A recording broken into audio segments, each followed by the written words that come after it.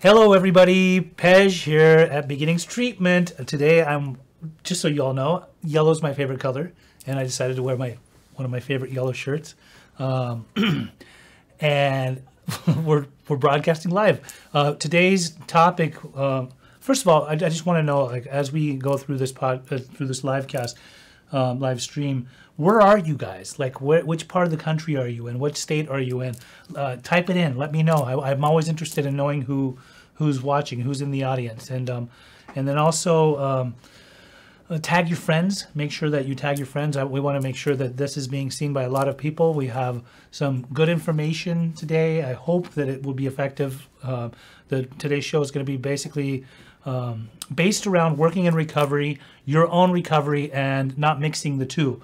Obviously, there's a lot of people that get sober and they are totally excited, wanting to give back. And one of the questions that was presented to me earlier was, can you explain a little bit about what you mean between the two, the difference between working in recovery and your own recovery? So often we see a lot of people that they'll come into treatment, they'll get well, and they love the process and they really want to stay sober. So a lot of them will want to become either a counselor or they'll want to work in treatment. And I get a lot of phone calls from a lot of different people that say, I only have 3 months, like, can you hook me up with a job, or do you know anyone that's hiring? And usually, like, most places want to hire somebody that's got a year of solid recovery, and that makes sense, because obviously the last thing you want is to have somebody working for your company who may not truly have strong recovery, and then they come and work, and they're working amongst a bunch of other people that are brand new, and if they're not totally serious about the recovery, they could relapse in the process. I've seen it. I've worked in places where there was somebody that didn't have the strongest recovery, that he didn't even have to break into the medicine cabinet, but he ended up taking another client's drugs, and he was secretly high for a long time. And that happens. I mean, it's the nature of the beast. But when it comes down to recovery, the difference between your recovery and the recovery business and working in recovery, and when you're trying to help other people with recovery, is that you have to separate the two from each other. That means that if you're going to meetings, don't think that just because you go to meetings with clients that those are your meetings. That's just my interpretation. Is it's really hard for me to go to a 12-step meeting and sit with the other clients and share, to actually share and be transparent when I've got all these guys sitting around me that I'm trying to be an example for. There might be something going on with me that I'd like to be able to have my own personal time in my own personal group of people and share about that there, rather than amongst my clients. Plus, they say if you are taking clients to meetings, it's best for you not to share because you're at work, right? You're basically there for them to hear the message from people at the meeting. So that's definitely majorly important to remember, that you don't want to mix the two. And then also, self-care for your own recovery. You want to be attending your own meetings. You want to be working your own program. You want to be in touch with your own support group wherever you got sober at. And you want to be able to transmit what you have to other people, but also let's not mix up what you learn in the 12-step community. You may actually talk about things that you've learned or how you stay sober and things like that, but you don't need to try to force your recovery onto other people. I think the best thing that we can do is just be there for them, be an example, show them how you stay sober and how you take your sobriety serious, and then you can also give them examples of what you did, and it depends on what kind of a position you hold. Some people are support staff. Some people drive people to meetings. I think if you're in recovery and you're driving people to meetings, a lot of the talk that goes on in that environment is there's a lot of glorification of drug use and drinking and bad behaviors, maybe amongst the female population or male population. There's fraternization, and I've often seen a lot of people that are supposedly in recovery that are overseeing these people, and they'll start engaging with these people. They'll start almost bringing themselves down to their level, and that's not recovery. I think a person that's truly serious about their recovery will redirect somebody's thoughts or thinking or attitudes and behaviors and not be okay with people talking that way.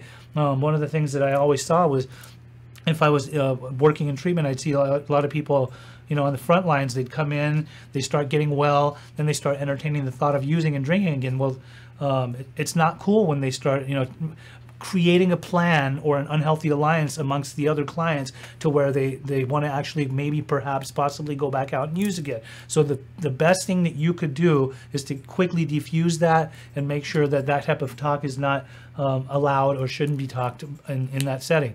And then back to, you know, the whole 1 year thing. The reason that, you know, it's probably best for you to start working in treatment after 1 year or more is because at that point you've gotten to a point in your recovery where obviously you're taking it serious enough to where you have stayed sober for 365 days plus, and now you want to give back. And let's see, one of the other questions that was presented to me was, when you work in treatment, what that is different than your own treatment, or your own recovery, how do you separate, and what are some of the key differences? So as I said earlier, you know, you don't want to be in the same meetings as the people that you're going to. And if you are going to meetings with them, stay quiet. Let them go there for the recovery. You want to encourage them to be able to find a sponsor, you know, however that may be. Even if you need to hold their hand and go up to somebody, introduce them to that person. If you know that person, go up and say, hey, this is my friend, you want to talk to this person. And then another thing that I see a lot of people do that work in treatment and take people to meetings is they check out. Like basically they sit in meetings and they will get on their phone and just be engulfed in their phone and totally not paying attention to the clients, not paying attention to the meeting. And that's just, that's rude to the recovery community. I think the best thing that you could do is have respect for the meeting, make sure that your clients are behaving when they're going into the recovery community so that they can become, you know, your audio isn't working on your, really? How do I fix that? Can you guys hear me? Hello? Do you see the comments?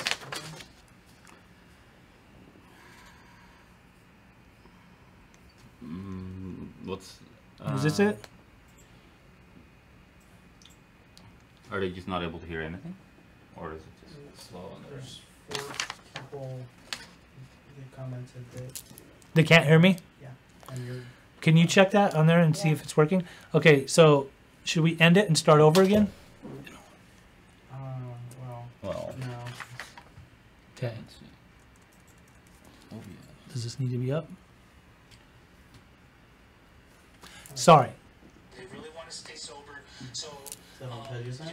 a lot of them. No, that's on an acid addiction. Yeah, that one's good. Can you go to my page? That's streaming from us, so just on his personal. We're almost back. Technical difficulties. It's hot in here. Yeah, there's no audio. Yeah, it seems like OBS stopped streaming audio on his thing for some reason. Okay, Or so what shall we or do? Maybe it never did, but I will. I mean, keep going. I because can we're just- live on Okay, so we'll just keep on going. Should I turn off? Just keep going, and I'll try to get this going.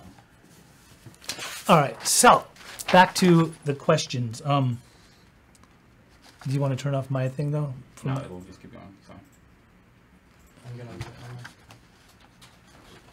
All right, so when you work in treatment, should you consider working in treatment as the 12th step of your own recovery if you're taking a 12-step approach?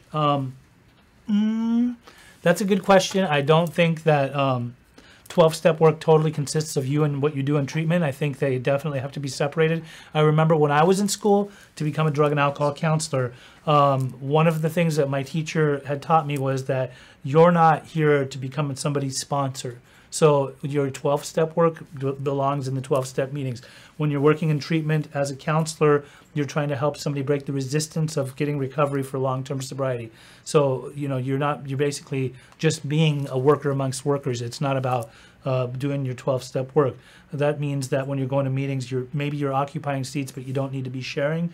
And you also aren't carrying the message because you're just sitting in meetings and you're just doing your job. You can encourage people to get sponsors, so part of that is part of your job. It's not really the 12-step work. So is it safe for someone who may be an addict or alcoholic to work in a bar or other place where alcohol is served? Is it safe? I don't know. It depends on the individual. It depends on how serious they're taking their recovery.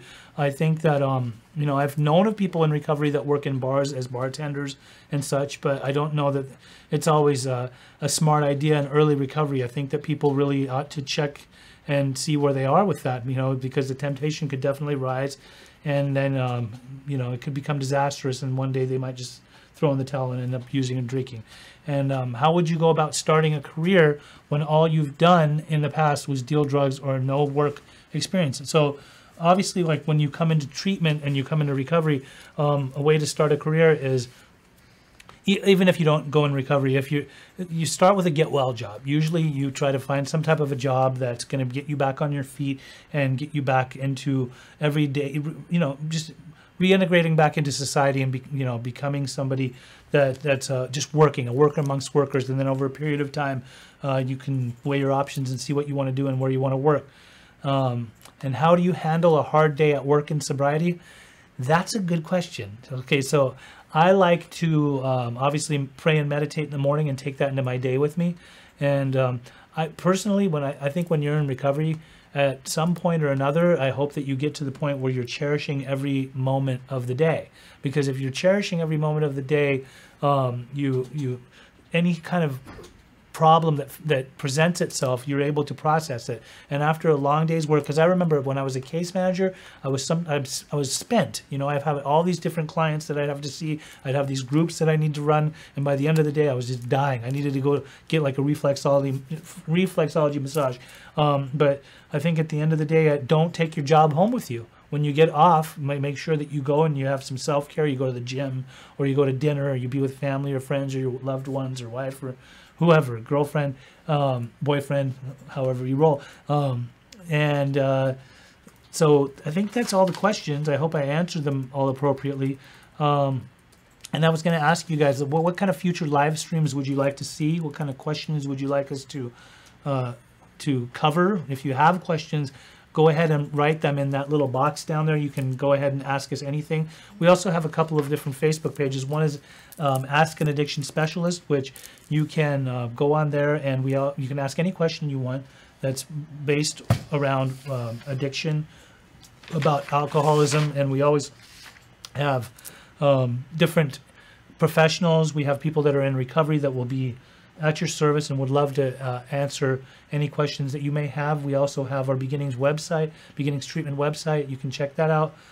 We are in Southern California. And then there's the Sober Grind podcast, which is with me and Austin Armstrong. We have a weekly show where if you go to any kind of platform, whether it be Google or iTunes, you can go on there and you type in Sober Grind and you will find our show. And every week we have a testimonial from somebody who's in recovery. It's a short testimonial. And then we also ourselves have our own show where we talk about all the different things that go on in recovery and how to live life sober.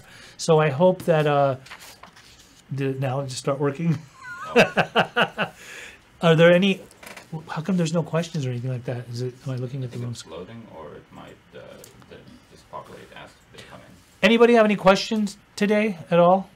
You guys see anything? No. Okay.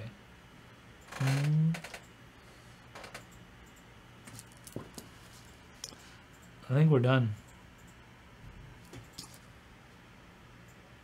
Okay. Thank you. No. That was a bust.